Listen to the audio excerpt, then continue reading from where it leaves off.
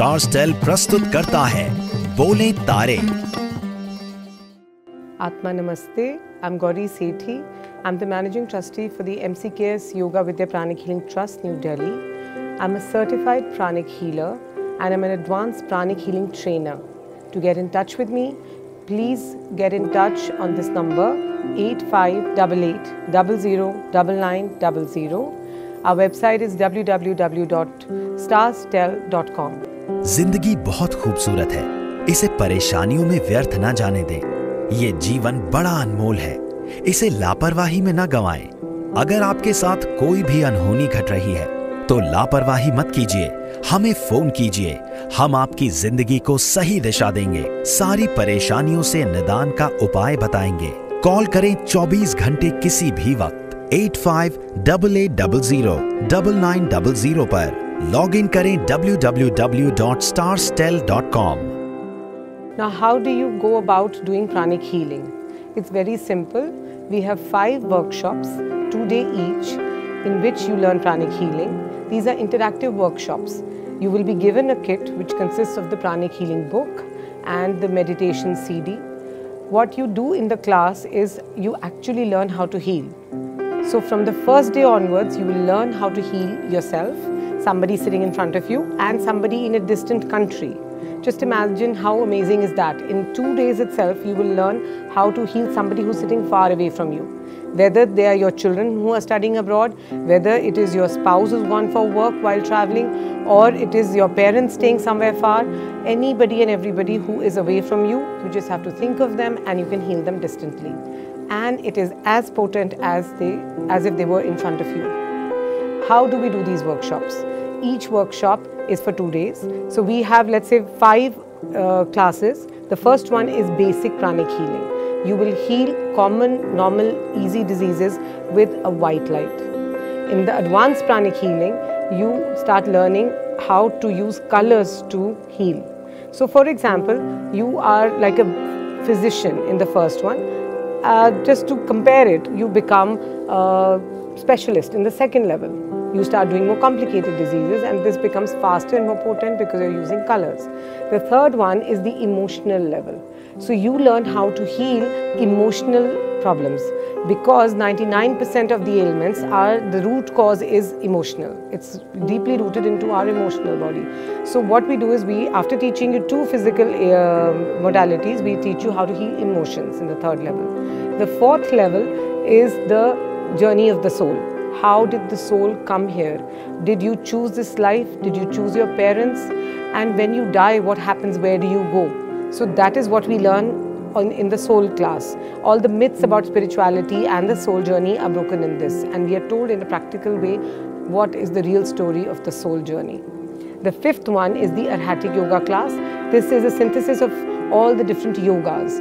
So it is an amalgamation of different yogas. Bhakti Yoga, Lay Yoga, Gyan Yoga, Kundalini and Dhyan. All this is taught in the 5th level. So these 5 levels will complete pranic healing. And once you do all these 5, you become an Arhatic Yoga practitioner. So you can join these classes and you can contact us on the Starstel website and you will be able to learn more about the classes. बीमारी, कष्ट, परेशानियां सबकी जिंदगी में होती हैं। हमारी जिंदगी में हम बीमार पड़ते हैं और बीमारियां भी कई तरह की होती है। किसी को हृदय की बीमारी है, किसी को पाचन तंत्र का रोग है, किसी को डायबिटीज है, किसी को साइकोलॉजिकल कष्ट है, किसी को पैर और हड्डियों का दर्द है, किसी को रक्त की कोई समस्या है। ये सब समस्याएं हमारे शरीर में होती हैं। तो इन स्वास्थ्य को दिखाने के लिए एक डॉक्टर तो होता ही है, लेकिन बहुत पुरातन समय से हमारे एस्ट्रोलॉजी में एस्ट्रोलॉजी के एक ऐसे मार्ग भी हैं जहां से हम स्वास्थ्य का मार्गदर्शन भी प्राप्त कर सकते हैं।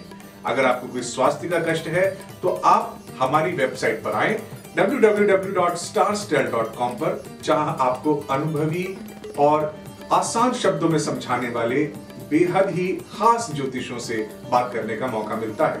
www.starstel.com। हमारा नंबर है 8588009900। इस नंबर पे कॉल कीजिए, अपने स्वास्थ्य की कुछ समस्याएं हमें दे दीजिए ताकि हम आपका मार्गदर्शन कर सकें और आपको स्वास्थ्य के मार्ग पर ले जाएं। Let's talk about the exam stress that's going on these days. Exam time is around. mothers are stressing, children are stressing, the entire family is stressing. So you talk to somebody and they say, I'm having my exams.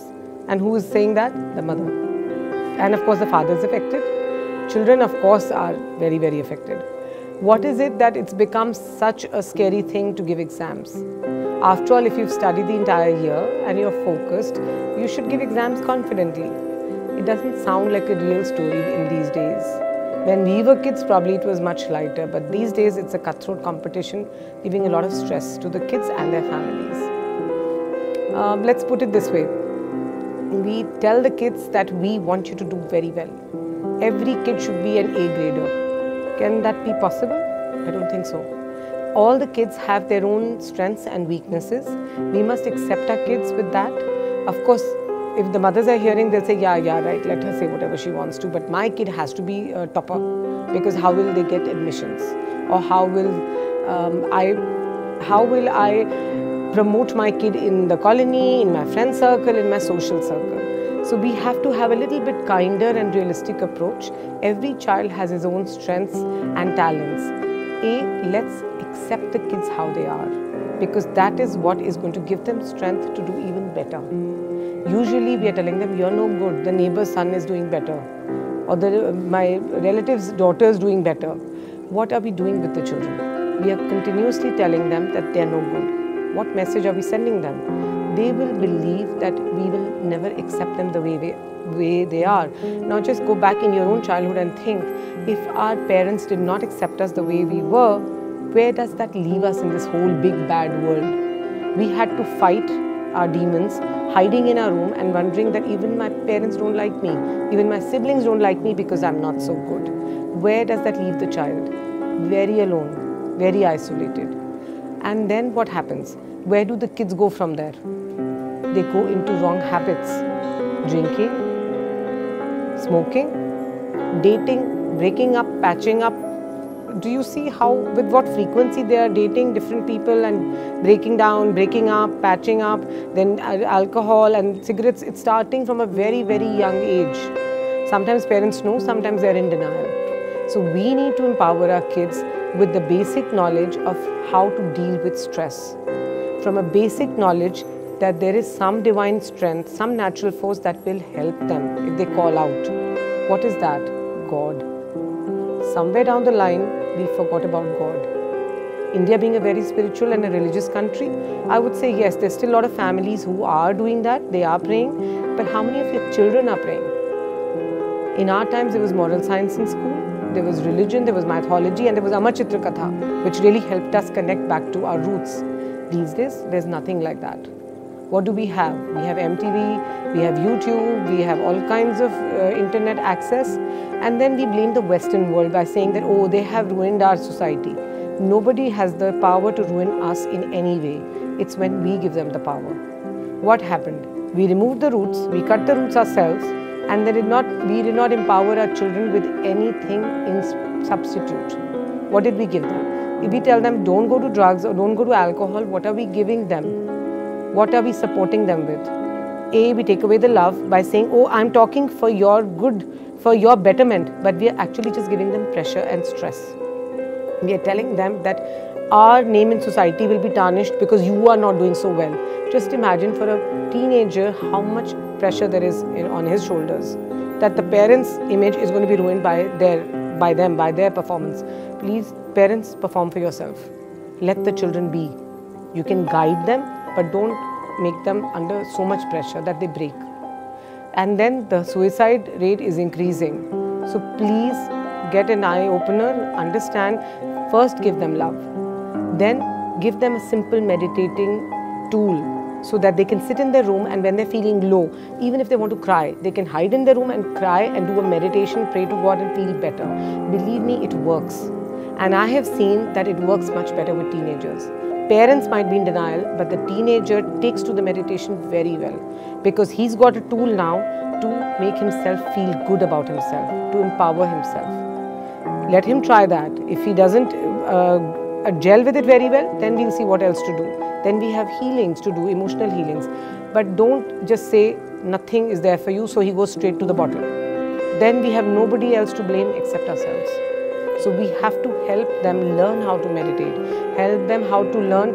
Now just imagine if a kid is stressed before exams and he can simply wave out dirty energy from his aura, throw it in a saltwater bucket, flush it down the toilet, he's sorted. How easy is that? Give him that empowerment, that tool, so that he can use it to remove his stress. You can learn it to remove the child's stress. When kids are away in college to other countries these days, everybody is going abroad to study. When the child is sick or when he has exams or when he is stressed, you can heal him distantly and make him feel better. Instead of just worrying and calling up and asking again and again, heal him. It will help the child, and your relationship with the child is going to become much and much stronger. Let's empower ourselves with these tools of pranic healing, the meditation and better understanding of our relationships, rather than just putting stress and tension and then say we are breaking down. Please use this for kids.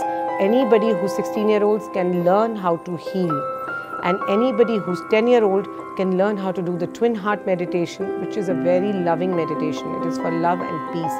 It does wonders with you. You feel so good. And then we have a technique called the Super Brain Yoga, which is just like a little Utthak Baitak, holding both your ears like this, just 7 to 14 times, and then that will balance your left and the right brain. It makes your brain work very, very good. That is why it's called the Super Brain Yoga, because most people are using a very little portion of the brain. Einstein was using 6% of his brain. So just think, where does that leave us? But when we do the Super Brain Yoga, it utilizes majority of your brain. And it makes you sharper, it makes your memory very sharp. Anybody from the age of 2 to whenever he can do, 75 and above, can do the Super Brain Yoga. It's just a simple exercise which hardly takes a minute every day. So we have these tools in pranic healing. Do come and join us and learn all about it.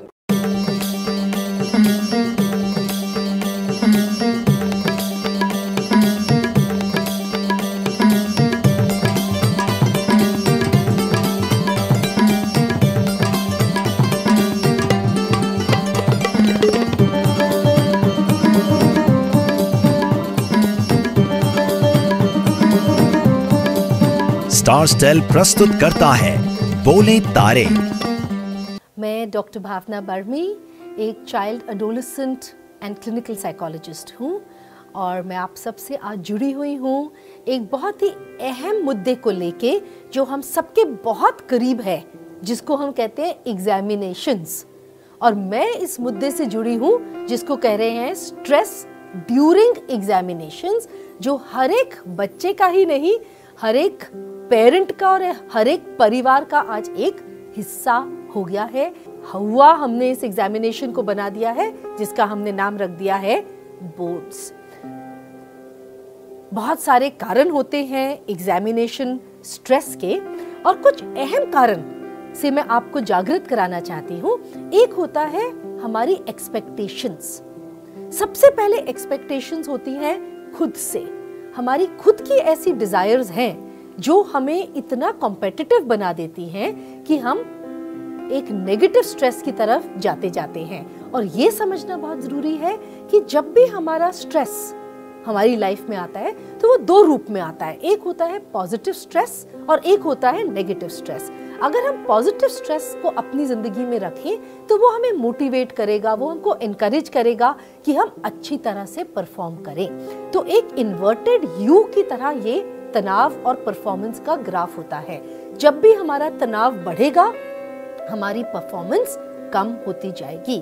तो बहुत जरूरी है हम सबको ये समझना और अपने आप से ये एक्सपेक्ट करना कि मैं इस पॉजिटिव स्ट्रेस के दायरे में रहूंगा और नेगेटिव स्ट्रेस के दायरे में नहीं आऊंगा।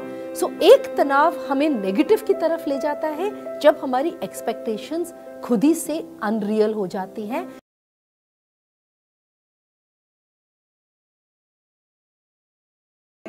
जिंदगी बहुत खूबसूरत है, इसे परेशानियों में व्यर्थ न जाने दें।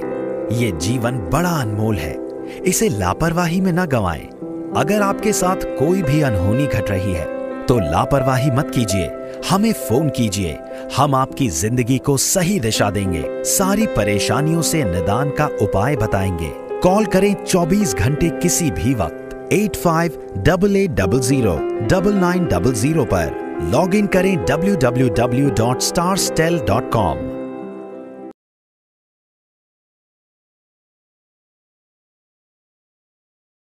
दूसरा तनाव की तरफ ले जाता है जब हमारे पेरेंट्स की एक्सपेक्टेशंस अपने बच्चों से अनरियल हो जाती हैं। बच्चों को ना समझते हुए, उनकी रियलिटी ना समझते हुए, जब पेरेंट्स एक अनरीजनेबल एक्सपेक्टेशन बच्चों के सामने रख देते हैं तो बच्चा ना चाहते हुए भी अपना तनाव के लेवल को कंट्रोल में नहीं कर सकता। एक और चीज पेरेंट्स के साथ देखी जाती है कि जब पेरेंट्स की अपनी डिजायर्स, अपनी मुरादें कई बार पूरी नहीं होती तो वो बच्चों के थ्रू पूरी करना चाहते हैं। तो अपना इंटरेस्ट, अपनी डिजायर हम बच्चों पे जब लेके जाते हैं तो उनके ऊपर एक नेगेटिव प्रकार का स्ट्रेस पड़ जाता है। और तीसरा पेरेंटल स्ट्रेस आता है जब पेरेंट्स अपने प्रोफेशन में बच्चों को लाना चाहें। हमारा बिजनेस हो सकता है, हमारा अपना अस्पताल हो सकता है, अपना स्कूल हो सकता है, तो हम चाहते हैं बच्चे भी वही राह लें जिससे वो हमारे को ज्वाइन कर सके, बट हम बच्चा नहीं है। तो बहुत जरूरी है इसको ऐसे ही समझना। तीसरी एक्सपेक्टेशन होती है हमारी सोसाइटी एट लार्ज से। बहुत ग्लोबल परिवार बन गया है, ग्लोबल सोसाइटी बन गई है और ये बहुत अधिक कॉम्पिटिटिव है। इसमें आज की डेट में बच्चा खुद से नहीं compete कर रहा।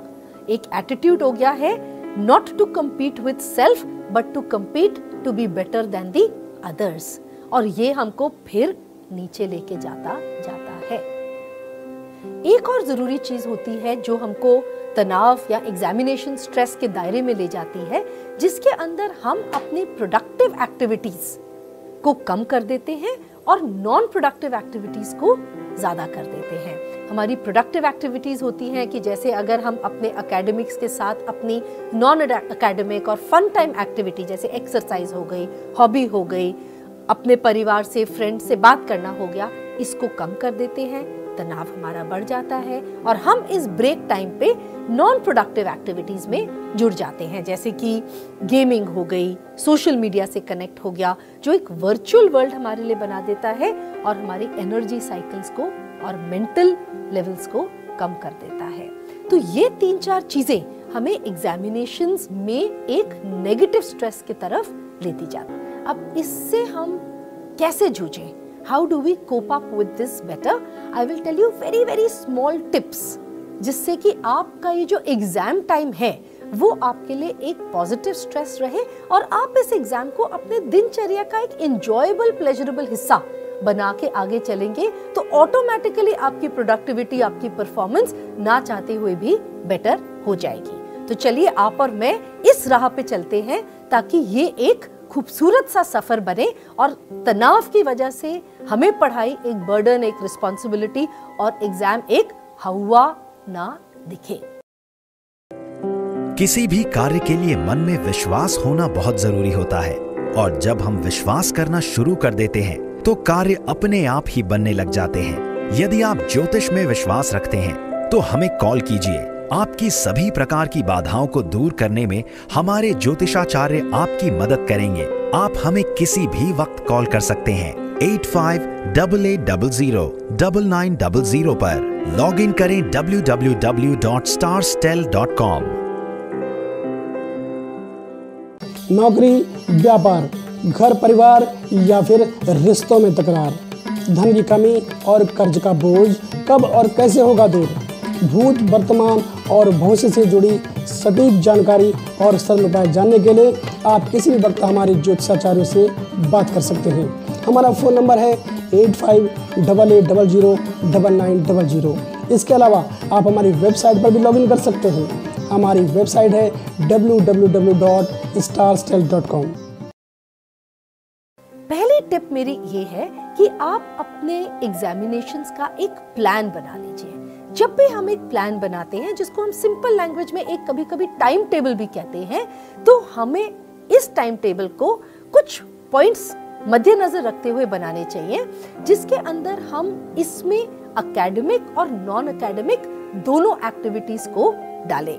बहुत सारी बार एग्जाम से पहले और स्पेशली बोर्ड एग्जामिनेशन से पहले हम लोगों को लगता है कि 24 घंटे हमें सिर्फ पढ़ाई ही पढ़ाई करनी चाहिए। ये एक मिथ है, ये एक मिथ्या है कि इससे हमारी परफॉर्मेंस बेटर होएगी। आप गांठ बांध के रख लीजिए, आपको एक बैलेंस रखना पड़ेगा एकेडमिक और नॉन एकेडमिक दिनचर्या में इंक्लूड करने के लिए। जब आप अपना एकेडमिक रूटीन बनाएं, उसके अंदर आप देखें कि आप अपने दिनचर्या में कब ऐसा बनाना, कौन सा समय ऐसा रखना चाहते हैं जिसमें आपके अंदर मैक्सिमम एनर्जी होती है, मैक्सिमम अलर्टनेस होती है। उस टाइम पे आप अपने टाइम टेबल में अपना एकेडमिक शेड्यूल रखिए। दूसरी चीज है, अपने स्टडिंग स्टाइल को पहचानिए। बहुत सारे बच्चे अलग अलग तरह से पढ़ते हैं और सभी पढ़ने के तरीके ठीक होते हैं। कई बच्चे होते हैं जो वर्बल होते हैं, जोर जोर से बोल के पढ़ते हैं। कई बच्चे होते हैं जो रिटन होते हैं, वो लिख के पढ़ते हैं। कई बच्चे होते हैं जो काइनेस्थेटिक होते हैं, जो एक्शंस करके पढ़ते हैं, ग्राफ्स वगैरह बना के पढ़ते हैं, पाई चार्ट्स बना के पढ़ते हैं। तो बड़ा जरूरी है पहले ये समझना कि मेरे पूरे दिनचर्या में कौन सा टाइम ऐसा है जिसमें मैं सबसे ज्यादा अलर्ट हूँ और मेरा स्टडिंग स्टाइल क्या है जिसको मैंने इनकॉर्पोरेट करना है।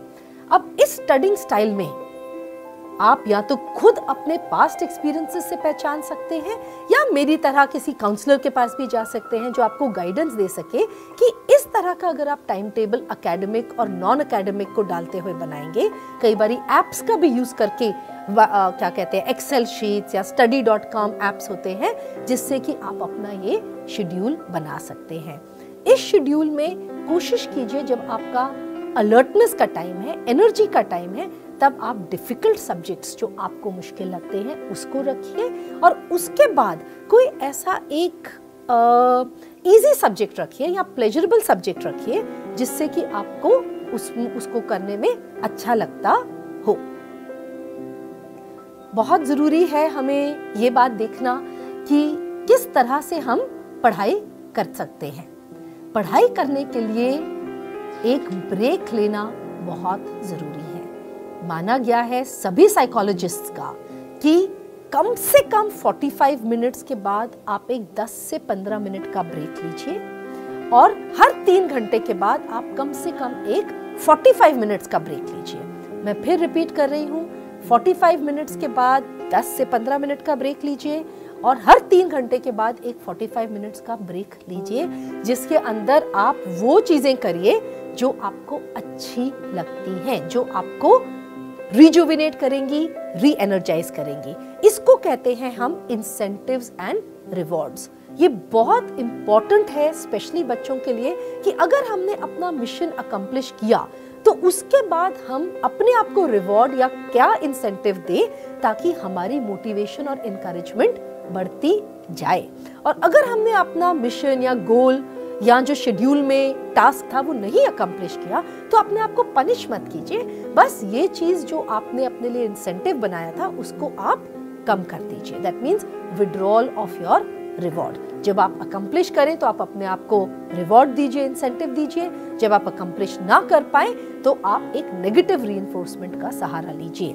आपके रिवॉर्ड्स जैसे हमने कहा बहुत इंटरेस्टिंग हो सकते हैं, जैसे कि एक्सरसाइज हो सकती है, जैसे कि खेलना हो सकता है। बट हाँ, खेलने में आप ऐसी चीजों में मत ध्यान लगाइए जो आपको एडिक्शन की तरफ ले जाए। जैसे कि टेलीविजन बहुत एडिक्टिव होती है, सोशल गेमिंग या सोशल मीडिया बहुत एडिक्टिव हो जाता है, या गेमिंग बहुत एडिक्टिव हो जाती है। तो स्ट्रेस रिलीफ के लिए आप ऐसी प्रोडक्टिव चीजें कीजिए जिससे कि आपका रिजुविनेशन भी हो जाए और आपको उसमें मजा भी आए, ताकि वापस जब आप रूटीन में आए तो आप पूरी तरह से एनर्जाइज होके रूटीन में आते हैं। इसके साथ साथ आपने खाना अच्छा खाना है, आपने उस खाने में पानी का सेवन ज्यादा से ज्यादा करना है। जब भी हम तनाव में होते हैं हमारे सेल्स डिहाइड्रेट हो जाते हैं, तो अगर हम कम से कम 3 से 4 लीटर पानी लेते हैं इवन इन विंटर सीजन,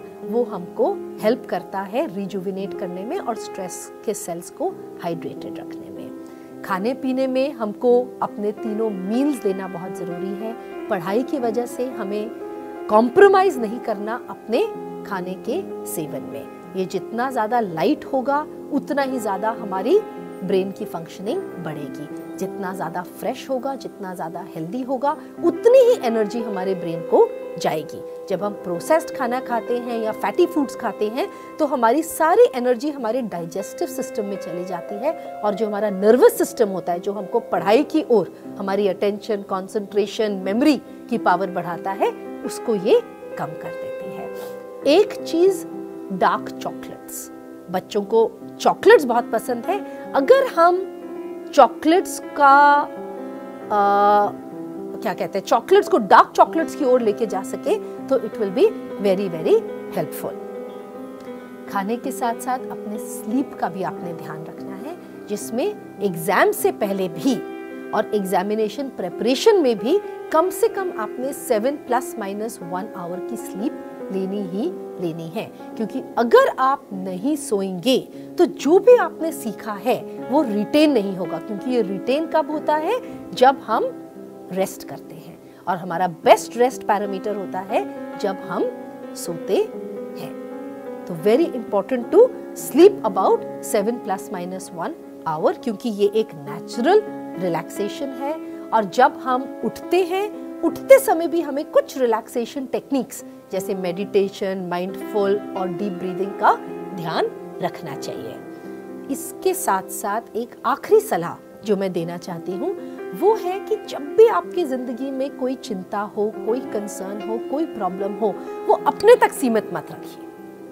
अपने वेल मीनिंग लोगों से, वो आपके सबसे पहले पेरेंट्स हो सकते हैं, अपनी टीचर्स हो सकते हैं, अपने खुद के पेयर्स हो सकते हैं, या आजकल तो काउंसलर्स और साइकोलॉजिस्ट्स भी आपके लिए हैं। आप उनके साथ शेयर कीजिए। बात ये कि प्रॉब्लम के आसपास आप अपनी सारी एनर्जी लगा दें। आप प्रॉब्लम से हटिए और सॉल्यूशंस के पास अपनी एनर्जी लेके जाइए। जितने ज्यादा सॉल्यूशंस आपको मिलेंगे उतना ही ज्यादा आपको एग्जामिनेशन में बेटरमेंट होगी। आपके स्ट्रेस से लड़ने में आपकी क्षमता आपको ज्यादा से ज्यादा मिलेगी। जैसे ऊंची पहाड़ी पर चढ़ने के लिए धीमी गति और सहारे की जरूरत होती है, ऐसे ही जिंदगी में आगे बढ़ने के लिए और समस्याओं से निजात पाने के लिए एक कुशल मार्गदर्शक की जरूरत होती है। और एक अच्छे मार्गदर्शक की भूमिका एक विद्वान ज्योतिषाचार्य ही निभा सकता है। हमारे पास अनुभवी ज्योतिषाचार्यों की टीम है जो आपकी मदद के लिए हरदम तैयार है। आप हमारे नंबर 8588009900 पर 24 घंटे किसी भी वक्त कॉल कर सकते हैं। लॉग इन करें www.starstel.com। नौकरी में आपको सफलता नहीं मिल रही है, प्रमोशन नहीं मिल रहा है, मैरिज में, रिलेशनशिप में प्रॉब्लम है, या फिर आपकी हेल्थ इश्यूज हैं, या आपकी एजुकेशन में ब्रेक हो रहा है, कॉम्पिटिटिव एग्जाम्स आप क्लियर नहीं कर पा रहे हैं, सरकारी नौकरी चाहते हैं लेकिन सरकारी नौकरी नहीं मिल पा रही है, या फिर शादी नहीं हो रही है। यदि किसी भी समस्या से आप जूझ रहे हैं और आपको लग रहा है कि कुछ है जिसकी वजह से ये सब नहीं हो रहा है, तो अपनी कुंडली का विश्लेषण कराइए। लॉग इन कीजिए www.starstels.com पे और मेरे साथ अपॉइंटमेंट बुक कीजिए। मेरा नाम है एस्ट्रोलॉजर पूजा भाटिया और मैं आपकी हर समस्या का समाधान आपको निश्चय रूप से दूंगी। तो बिल्कुल भी देर मत कीजिए, फोन उठाइए और नीचे लिखे हुए नंबर 8588009900 बहुत ही सरल नंबर है, इस पे कॉल लगाइए और हमसे बात कीजिए, मुझसे बात कीजिए, हमारे एक्सपर्ट एस्ट्रोलॉजर से बात कीजिए और पाइए अपनी समस्या का समाधान। मेरा सबसे ज़रूरी मैसेज एग्जामिनेशन स्ट्रेस को लेके है मेरे प्यारे पेरेंट्स के लिए। मैं भी एक पेरेंट हूँ, आप भी एक पेरेंट हैं, पर first and foremost remember that exams are only a part, a small part of your child's life, they are not his life. बहुत ज़रूरी है आपको एज पेरेंट्स अपने बच्चों को इनकरेज करना कि एक बैलेंस बना के चले। तो जब आपके बच्चे एक शेड्यूल बना रहे हैं, एक प्लान बना रहे हैं, उसके अंदर आप उसके लिए एक एकेडमिक और नॉन एकेडमिक टाइम का बैलेंस उनकी लाइफ में ज़रूर रखिए। उनकी लाइफ में आप इनकरेज करिए कि एक स्लीप वेक साइकिल होनी चाहिए जो अधिकतर उनको काम आएगी। उनको आप इनकरेज करिए कि कुछ ब्रेक्स लेना पढ़ाई में बहुत ज़रूरी है। दूसरी इंपॉर्टेंट चीज़ है कि आप खुद जो आपके डिजायर्स हैं, जो आपकी एक्सपेक्टेशंस हैं, उसको आप रियलिस्टिक रखिए अपने बच्चों के लिए। आप अपनी जो आशंकाएं हैं जब बच्चों के ऊपर डाल देते हैं, बच्चों की खुद की एक्सपेक्टेशंस होती हैं, तो वो कहीं ना कहीं डबल एक्सपेक्टेशंस के बोझ के अंदर आके अपनी परफॉर्मेंस, अपनी प्रोडक्टिविटी गिरा देते हैं। दूसरी इंपॉर्टेंट चीज कि आप अपने बच्चों के पास रहिए जब उनको जरूरत है। Stay with your children specially during this exam time. जहाँ तक हो सके उनके साथ एक ओपन चैनल ऑफ कम्युनिकेशन रखिए, और जब उनके पास प्रॉब्लम्स आए तो आप उनको सॉल्व करने की कोशिश कीजिए। बट मैं ये मानती हूँ एज पेरेंट्स हमारे पास सभी चीज़ों का सोल्यूशन कई बारी नहीं होता, sometimes due to the level of difficulty also. तो आप एक गाइड बन सकते हैं अपने बच्चों को दूसरे मेंटर्स के पास दूसरी तरह का सपोर्ट लेने के लिए। कई बारी टीचर से बात कर सकते हैं आप बच्चों के लिए। कई बारी आप ऐसी अच्छी वेबसाइट्स या एजुकेशनल साइट्स ढूंढ सकते हैं जहां से आप भी पढ़ के अपने बच्चों को सपोर्ट कर सकते हैं। और अपना जो फ्रस्ट्रेशन है, अपना जो कई बारी हम देखते हैं कि बच्चा is not able to perform, not able to grasp, not able to solve, तो हम बहुत फ्रस्ट्रेटेड हो जाते हैं कि इतना सपोर्ट देने के बाद भी हमारा बच्चा उस परफॉर्मेंस लेवल पे नहीं आ रहा। बट ये गुस्सा और अपनी फ्रस्ट्रेशन आप अपने तक रखिए, बल्कि आप भी फ्रस्ट्रेट मत होइए, क्योंकि इसमें फ्रस्ट्रेशन की बात ही नहीं है। पांचों उंगलियां एक बराबर नहीं है, तो जरूरी नहीं है कि पड़ोसी का बच्चा या टॉपर समझ गया तो आपका बच्चा भी उसी लेवल पर पहुंचा हो, बल्कि आपकी नेगेटिव कम्युनिकेशन, आपका गुस्सा उसको और कम करेगा अपनी परफॉर्मेंस देने में। बट आपकी पॉजिटिविटी उसको बढ़ोतरी देगी, उसको इनकरेज करेगी कि वो और ज्यादा बेहतर करे। तो बड़ी एक सिंपल सी चीज होती है, रादर देन सेइंग दैट तू ये सब्जेक्ट कर ही नहीं सकता, you start saying that you are becoming better at X subject, I know you can do it, we will do it together. तो पहली बात नेगेटिव स्टेटमेंट आपने कम कर दी, दूसरी बात उसको पॉजिटिव स्टेटमेंट दी, तीसरी बात आपने उसको एक आशा दी फॉर द फ्यूचर, चौथी बात आपने कहा हम मिलजुल के इस चीज को सॉल्व कर देंगे। उसके साथ साथ you can teach him some stress management techniques also. पूरे दिनचर्या में जैसे हम बात कर रहे थे एकेडमिक और नॉन एकेडमिक में जब ब्रेक हो तो आप उसको जरूर सिखाइए कि किस तरह से वो अपने तनाव को मैनेज कर सके। कई बारी म्यूजिक सुनना, एक्सरसाइज करना बहुत ज्यादा हेल्पफुल रहता है। आपकी जो प्रॉब्लम्स होती हैं घर की, उनको आप अगर कंट्रोल में रखें, अपने बच्चों के सामने उनका नहीं बातचीत करें, तो बच्चे के ऊपर वो एडिशनल स्ट्रेस नहीं आएगा जिसकी वजह से वो और अपनी परफॉर्मेंस को कम कर सकता है। On the day of the exam मैं आप सबको सलाह दूंगी, begin the day in a very calm way by wishing your child well. उसको गुड लक दीजिए। कई बार कोई माँ बाप उसको थोड़ा मीठा खिलाना चाहते हैं, एक पॉजिटिव नोट पे एक अच्छे रिचुअल के साथ अपने बच्चे को आगे भेजिए। Give your child a good send off and make him feel confident कि जो तेरे को आता है उतना ही बेस्ट करके आइयो। आफ्टर शी कम्स बैक और he comes back, don't ask too many questions about the exam, make him first feel comfortable. इसके साथ साथ जब भी रिव्यू करना हो आपको क्वेश्चन पेपर, बेटर रहता है एज अ स्ट्रैटेजी साइकोलॉजिकली कि आप हर एक एग्जाम के बाद ना करिए। ओवरऑल जब आपके एग्जाम्स खत्म हो तो उसके बाद आप बैठ जाइए, because that will help reduce the pressure. Exams आए हैं, एग्जाम्स खत्म भी होंगे। जब एग्जाम्स खत्म हो जाते हैं, make it a point that you make the after exam tenure a very very special fun filled interactive one। और इसके साथ साथ एग्जाम्स खत्म होंगे, उसके बाद रिजल्ट्स आएंगे। अगर चिल्ड्रन ने बहुत अच्छा परफॉर्म किया है, then congratulate them and celebrate with them and appreciate them for their hard work। उनको क्रेडिट जरूर दीजिए ताकि वो अगले अपने एग्जाम के लिए और ज्यादा बेटरमेंट कर सके। अगर आपके बच्चों ने उतना अच्छा नहीं किया जितना आप चाहते हैं, don't make them feel guilty about it, because हो सकता है ये सब्जेक्ट्स में वो इतना अच्छा ना करे, बट उनकी स्ट्रेंथ्स आप पहचानिए और जो भी उनकी स्ट्रेंथ्स है उसमें उनकी एबिलिटीज देखते हुए उनको सपोर्ट दीजिए और एक लाइफ की जर्नी में उनका हिस्सा बनिए।